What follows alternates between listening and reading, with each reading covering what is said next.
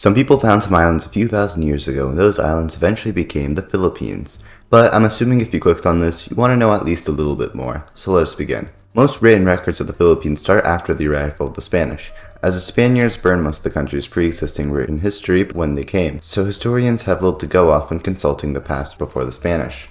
But from what we know, before the Spanish arrived, the Philippines were mostly living in societal structures called barangays. They were small towns of families, with the family that founded the town being the family that also ruled it. In the 8th to 15th century, the Philippines may have been a part of a larger empire, but they would function more in the barangays, with no larger stable grouping being very present. In the 15th century, Islam, through trading in the region, would find its way into the most southern island of the Philippines, creating a more significant political grouping there that was slowly starting to spread. However, before it could spread, the Spanish arrived. They arrived in 1521, and at first didn't colonize the islands. They sent multiple expeditions to the island to explore it first, and named it after King Philip II. They eventually started making settlements and tried to get close to the local leaders there. 50 years later, Spain would go on to colonize the Philippines, to make money and to spread Roman Catholicism. Here, we'll start making distinctions between the northern majority pagan part of the archipelago and the southern minority Muslim island. In the northern Philippines, the Spanish easily took over. The decentralized nature of the islands meant that they could not stage a unified resistance against the Spanish, and no barangay could even dream of resisting the Spanish alone. The Spanish then implemented the encomienda, which was a system where the conquistadors would own an area of land and all the people who already lived there. Because of this, the native Filipinos are subject to forced labor under the Spanish rule for hundreds of years, and would be converted to Catholicism, either willingly or forcefully. Eventually, any Filipino found practicing paganism would be severely punished, and as previously mentioned, historical records of the Philippines were burned. For 300 years, the northern Philippines would be ruled by the Spanish with an iron fist, and Spain forced Spanish culture, language, traditions, values, and more in what many call Hispanicization. The southernmost island played out differently. Because of the southern island's interaction with the Muslim traders, it became Muslim as well and started to unify a lot more than the pagan north. So when the Spanish came and tried to force Catholicism, there was considerable resistance. The Spanish called these people Moros, after the Moors, which was a Muslim empire that once ruled much of Spain before the Reconquista. This was not meant as flattery. Spain hated the Moors with a burning passion, as they weren't Catholic. The fight between Spain and the Moros would lead to a 300-year Spanish-Moro conflict. Spain made many official advances towards owning the southern island, but they were never fully able to subjugate them as they did the north. The Moros refused to be Hispanicized or converted, which enraged the Spanish crown. Throughout most of the Spanish rule of the Philippines, Spain would never truly be able to govern the Moros, at most only being allowed to hold a small military presence in selected places. And now, a trip back to Europe. Right now, it's the 19th century. This meant time for reform on how European nations treated the colonies, and thus, Spain started changing how it treated the Philippines. One of these changes was allowing for public education in the Philippines in 1863. However, it was entirely controlled by the church and was purposely limited so the Philippines wouldn't ask for too much reform. Because of this, sons of wealthy families would study in Europe, where they would start to want reform in the Philippines. When they came back, they preached an ideology of reformation for the Philippines under Spanish rule. Then the Spanish started executing people asking for reforms.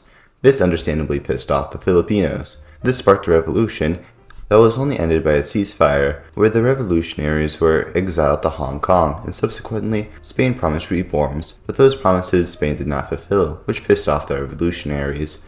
In 1898, the US fought a war against Spain over Cuba.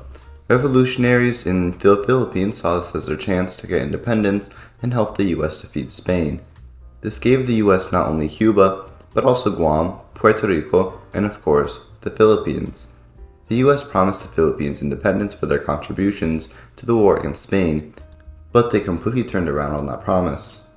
This led to a war between the states and the Philippines, which the US won. The US would give the Philippines more autonomy than Spain did. The Filipinos were able to get into positions of political power in the Philippines. In 1903, the Filipino government was 51% American, and in 1925, there was only one person who was American in the entire Filipino government. The US also sought to increase public education in the Philippines, with hundreds of teachers coming from the US to train Filipino teachers.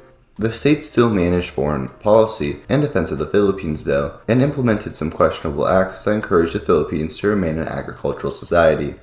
Then, a large movement started in the US, saying that it had no right to govern the Philippines. In 1933, this led to the US declaring an independent state for the Philippines with the Harris-Hawes Cutting Act.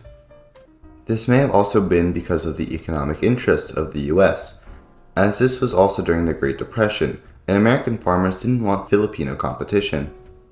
However, the Harris-Hawes Cutting Act was vetoed by the Filipino government due to some unfair clauses. A year later, the almost identical but fairer Tydings-McDuffie Act was passed, but then World War II happened. When Japan invaded the Philippines, they committed numerous war crimes. The worst of their crimes would be seen in the Filipino capital, Manila. The Japanese invaded Manila and massacred the entire city. Estimates say that anywhere between 100,000 to 500,000 people died. The Japanese went after civilians, shooting, stabbing, and bombing civilian areas. Eventually, the US was able to liberate the Philippines, and then later gave the Philippines independence. But the Philippines was in ruins from everything the Japanese did to them, so they had to economically rely on the US. Later, the Philippines sought to make themselves economically independent, but still keep a good relationship with the states. The early Filipino Republic was plagued by presidents who promised reform and delivered nothing, sometimes putting the country in worse conditions than before they took power. Additionally, there was also the issue of the separatist Moros. Since Spain Hispanicized most of the Philippines, but not the Moros on the southernmost island, there was a large divide between the two. This only exacerbated the instability the Philippines faced. In 1965, Ferdinand Marcos was elected president. He was later the first president to win re-election in 1969. At the end of his second term, he declared martial law to stay in power as a dictator. Initially, public reaction to this was positive, except with the Moros. The government then would go on to dissolve more political groups, pissing off many Moros, eventually leading to the creation of the Moro National Liberation Front, which exacerbated the conflict between the northern Philippines and the Moros, a conflict that still exists today. Additionally, Marcos' leadership would lead to the heavy increase in poverty and the devaluation of the peso by 50%. He was also allied with the US government, which helped put down rebellions against him, as some of the oppositions were communist. Eventually, a man named Benigno Aquino would come to challenge his power, but the next election was far from fair. Marcos illegally won, and the government later assassinated Aquino. This led to a revolt that had Marcos removed from power and exiled to Hawaii, with Benigno Aquino's wife, Corazon Aquino, becoming the new president. And now, for the post-1990s history speedrun. Aquino was not re-elected in 1992 due to the vast amount of corruption fostered by her organization. Fidel Ramos was elected instead, incredibly improving the public infrastructure and the economy and remediating the Filipino energy crisis. Then, in 1998, Joseph Estrada was elected, and reversed many of the good changes made during Ramos' presidency, and was super corrupt again. He was impeached in 2000 because of this. In 2001, Gloria Macapagal Arroyo became the new president, who kind of reduced poverty, but also struggled with the country.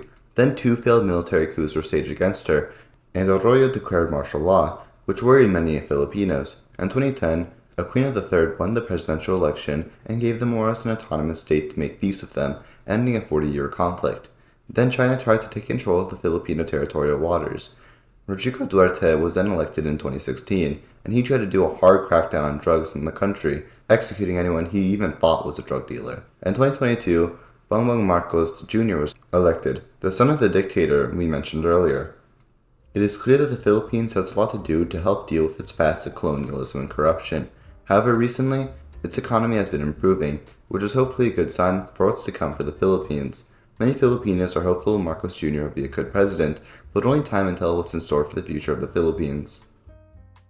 Thanks for watching this video, and if you enjoyed it, feel free to like and subscribe. And if you didn't, then why did you watch all this? And if you have anything to add, feel free to add in the comments. After typing in Philippines so much, I can finally spell it correctly. This is pretty brief, so I missed quite a bit, but I hope I did a good job covering the largest things. Goodbye.